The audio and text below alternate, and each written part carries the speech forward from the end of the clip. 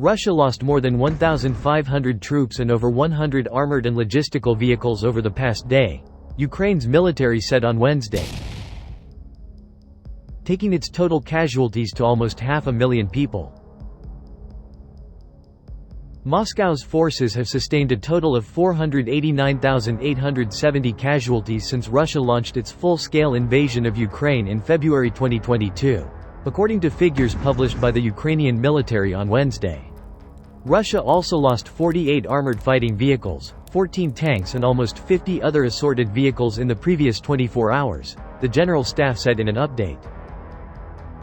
Casualty counts and equipment losses are notoriously difficult to pin down, and experts caution that both sides likely inflate the other's reported losses, rarely talking about their own. But Ukraine's figures do offer some indication of the scale of the war's impact as Russia pushes a new offensive in northeastern Ukraine that has led to intense fighting. On Friday, Russia opened up a new front on the Russian border into Ukraine's Kharkiv region. Russian attacks across the front line away from Kharkiv have increased during the offensive in the northeast, Lieutenant Colonel Nazar Voloshin, a spokesperson for the Kwartitsia group of Ukrainian forces fighting in eastern and northeastern Ukraine, told Newsweek on Tuesday. Ukrainian President Volodymyr Zelensky has traveled to the city of Kharkiv and said the situation in the northeast is under control, after the military managed to partially halt a Russian advance, most notably thwarting an invasion of the key border town of Vovchansk.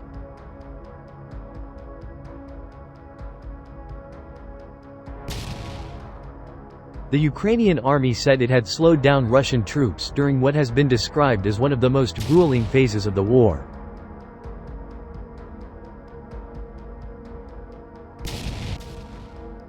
Speaking on Thursday, NATO Commander General Christopher Cavoli said that Russia has not deployed the troops necessary to break Ukrainian defenses in the Kharkiv region.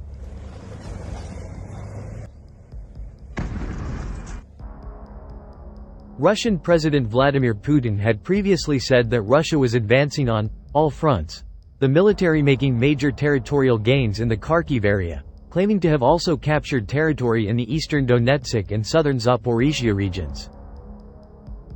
The situation in the Kharkiv sector remains complicated but is evolving in a dynamic manner, Ukrainian army spokesman Nazar Voloshin said on state TV on Thursday.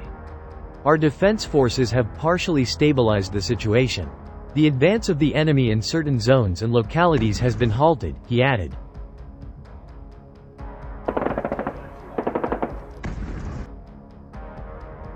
The General Staff of the Ukrainian Armed Forces said in a statement that the military had managed to prevent Russian plans to penetrate deeper into the town of Vovchansk and gain a foothold there. The capture of Vovchansk, 5 kilometers, 3 miles, from the border, had it occurred, would have been Russia's most important gain since it launched an incursion into the region last Friday. However, reports of Ukrainian progress were contradicted by Vitaly Ganchev, a Russian-installed official in Ukraine. Claiming that Vovchansk was on the verge of complete liberation, he said that Russian troops were approaching the village of Liptsy, located on one of the main road routes to Kharkiv. As we monitor the developments in Ukraine, we remain committed to bringing you the latest updates and analysis.